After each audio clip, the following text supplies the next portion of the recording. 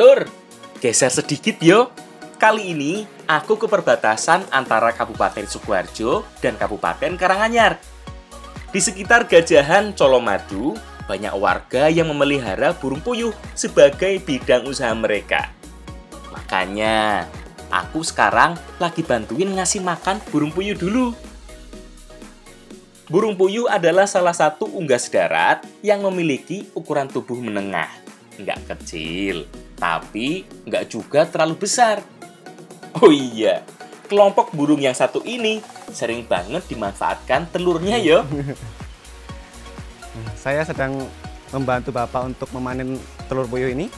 Nah, betinanya biasanya bertelur itu setelah 45 hari. Oke, Pak. Karena lebih sering dimanfaatkan telurnya, pasti kalian lebih sering lihat bentuk telurnya daripada burung puyuhnya toh. Biasanya, telur puyuh bisa langsung dijual di pasar seperti ini. Langsung laris manis kuy. Tapi selain dijual langsung, telur puyuh ini bisa juga ditetaskan. Soalnya selain dijual telurnya, bisa juga dijual indukan. Makanya, lebih mahal kalau ditetaskan. Proses penetasan ini menggunakan alat sederhana dengan lampu sebagai penghangatnya, dan di dalamnya itu ada saklar otomatis yang akan mematikan lampu kalau suhu sudah terlalu panas.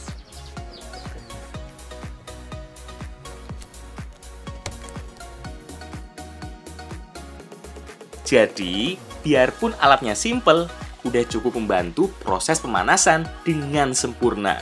Lebih cepat dari ayam, telur puyuh ini akan menetas sekitar 17 hari. Saat masih kecil, burung puyuh akan ditempatkan dalam kandang dengan lampu sebagai penghangat juga. Oh iya, unggas yang satu ini lebih suka di darat yo daripada di pohon tinggi. Habitat aslinya adalah semak-semak di sekitar permukaan tanah. Makanya, kandangnya juga nggak perlu terlalu tinggi, seperti jenis burung yang bisa terbang.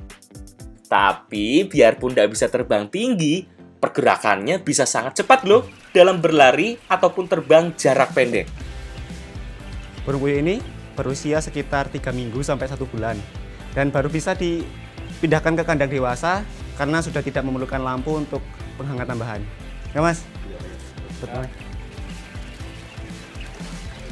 Makanya, hati-hati yo. Karena, biarpun tidak bisa terbang jauh, burung puyuh ini bisa sangat lincah, bisa bergerak secara tiba-tiba.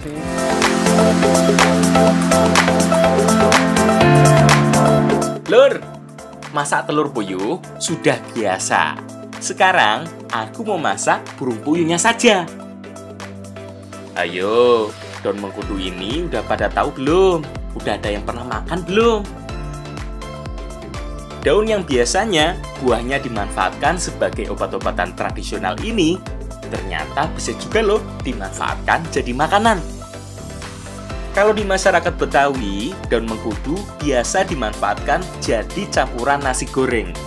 Nah, sekarang akan dijadikan bahan campuran burung puyuh ini. Bumbu-bumbu yang digunakan sangat banyak.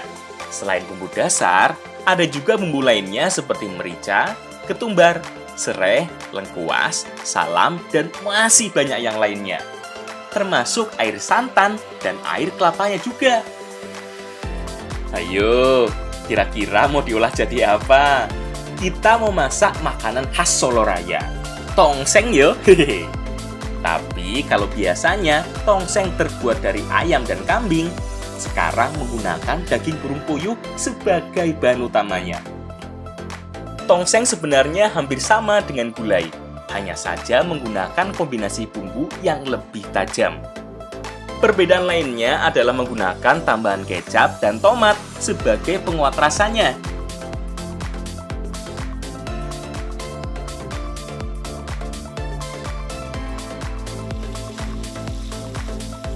Setelah bumbunya dihaluskan, tumis dulu sampai matang. Nah, setelah bumbunya ditumis, langsung dimasukin burung puyuhnya supaya amisnya hilang, nih Bu. Nggak, Bu?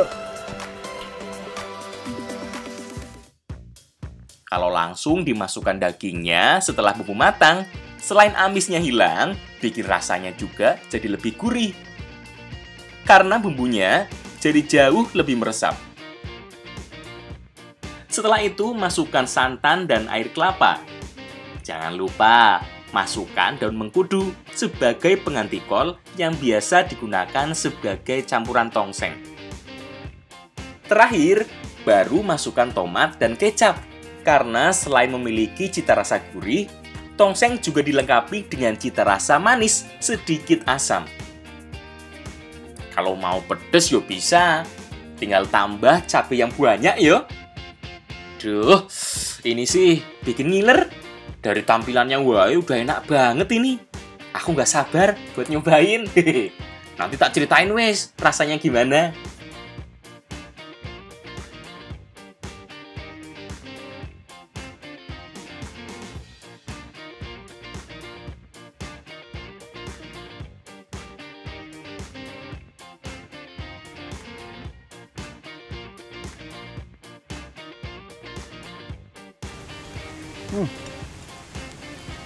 Jadi burung puyuh ini rasanya hampir mirip ayam sama bebek, tapi rasanya lebih renyah dan lebih gurih.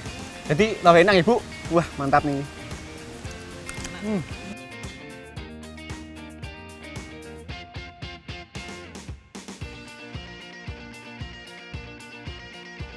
Tambahan daun mengkudu juga bikin rasanya jadi mantep pepol yo.